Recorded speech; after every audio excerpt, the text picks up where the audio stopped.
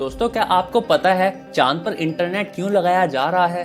क्या आप जानते हैं चांद के कुछ हिस्से ऐसे भी हैं जहां आज तक इंसान खोजबीन नहीं कर पाया है? दोस्तों, अगर आप स्पेस साइंस में दिलचस्पी रखते हैं और लूनर रिसर्च से जुड़े ये रोचक सवालों के जवाब जानना चाहते हैं तो आज का वीडियो आपके लिए काफी ज्यादा ज्ञानवर्धक होने वाला है। तो चलिए शुरू करते हैं और झांकते हैं लूनर नेट प्रोजेक्ट की गहराइयों में।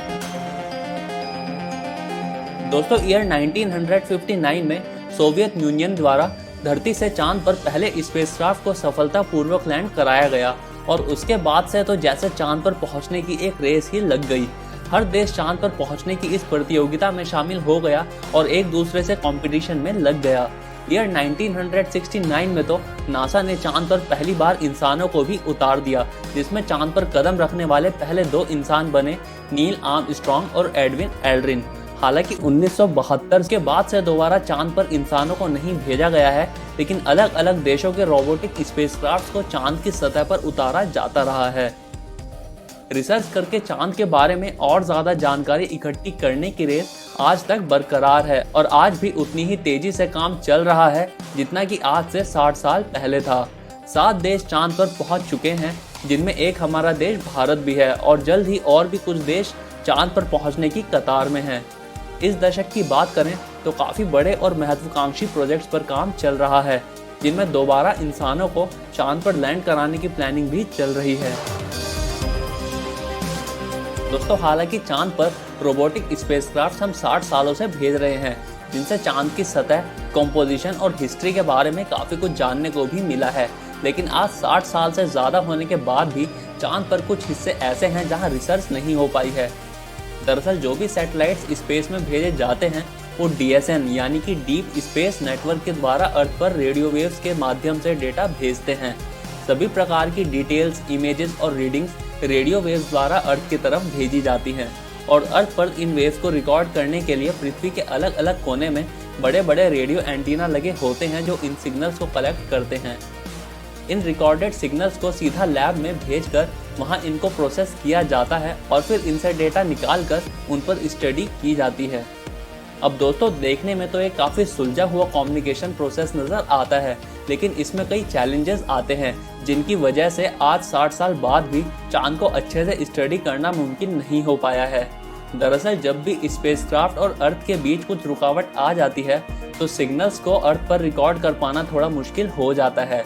इसीलिए चांद की गहरी खाइयों और गड्ढों में रिसर्च कर पाना मुश्किल रहा है। इसके अलावा अगर आपने कभी ध्यान दिया हो तो ये देखा होगा कि पृथ्वी से चांद का हमेशा एक ही हिस्सा नजर आता है, यानी कि चांद का आधा हिस्सा ऐसा है जो हमेशा पृथ्वी से उल्टी दिशा में होता है और हमें कभी नजर नहीं आता।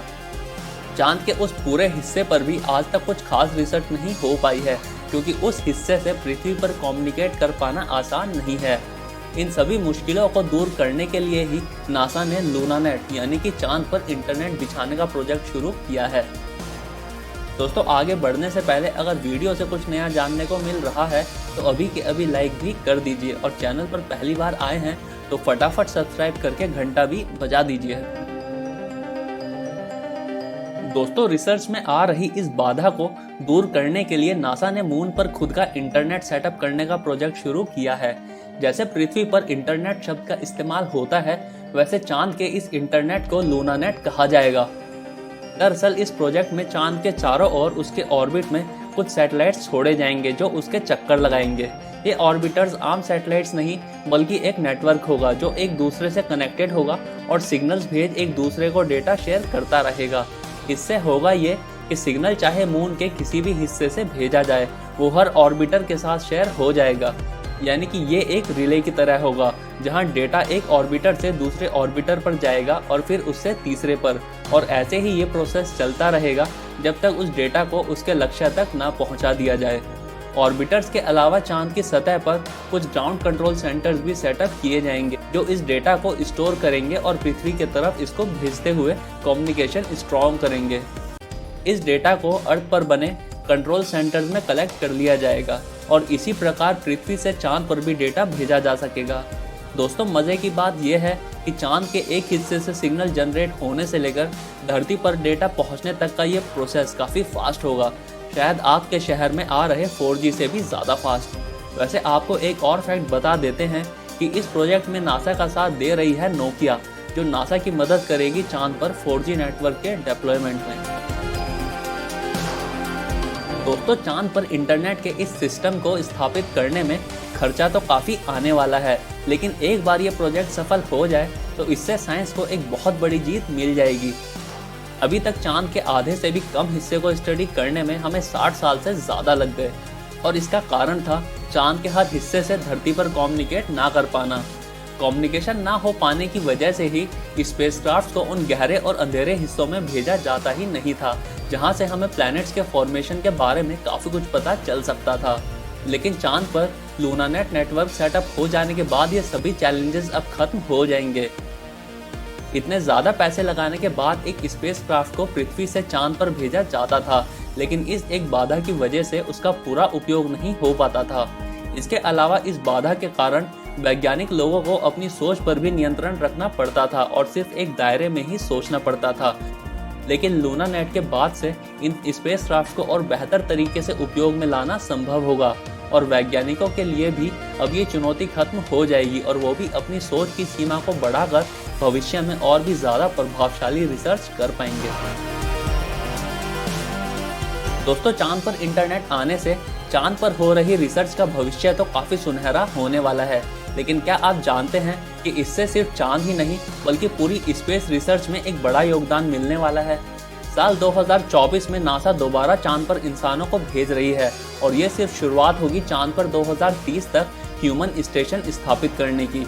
इंटरनेट इस काम में काफ़ी ज़्यादा मदद करने वाला है, क्योंकि इस महत्वाकांक्षी प्रोजेक्ट में पृथ्वी की ग्राउंड कंट्रोल टीम से कम्युनिकेशन बहुत महत्वपूर्ण होने वाला है। इसके अलावा आपने सुना होगा कि इलॉन मस्क की कंपनी स्पेसएक्स मंगल ग्रह पर इंसानी बस्ती बसाने के बड़े प्रोजेक्ट पर काम कर रही है। उस प्रोजेक्ट में भी मंगल ग्रह पर इंटरनेट सेटअप करना ज़रूरी होगा, और अगर एक बार चांद पर इंटरनेट इस्टेब्लिश हो जाता है तो इससे मार्स के प्रोजेक्ट के लिए भी काफ़ी मदद मिल जाएगी। अगर आपने बिलियनियर्स जेफ बेजोस और रिचर्ड ब्रैंसन का नाम सुना है तो आपको पता होगा कि इन्होंने भी अपनी कंपनीज ब्लू ओरिजिन और वर्जिन गैलेक्टिक के नाम से स्टार्ट कर दी हैं, जो स्पेस टूरिज्म की फील्ड में जोरों शोरों से काम कर रही हैं। फिलहाल तो ये पृथ्वी के आसपास ही टूरिज्म प्लान कर रहे हैं, लेकिन फ्यूचर में अगर बाकी ग्रहों पर भी टूरिज्म मुमकिन करना है तो उसके लिए भी लूनानेट की टेक्नोलॉजी काफ़ी काम आने वाली है। यानी कि दोस्तों, कुल मिलाकर हम चांद पर इंटरनेट के इस प्रोजेक्ट को एक नींव मान सकते हैं, जो हमें भविष्य में बाकी प्लैनेट्स और डीप स्पेस को खोजने में मदद करने वाली है। दोस्तों, आज के वीडियो के लिए बस इतना ही। आशा है कि आज के वीडियो से आपको काफ़ी कुछ नया जानने को मिला होगा। अगर आपके दोस्त भी ऐसा इंटरेस्टिंग एजुकेशनल कंटेंट देखना पसंद करते हैं तो वीडियो उनके साथ शेयर करके उनका भी ज्ञान बढ़ाइए।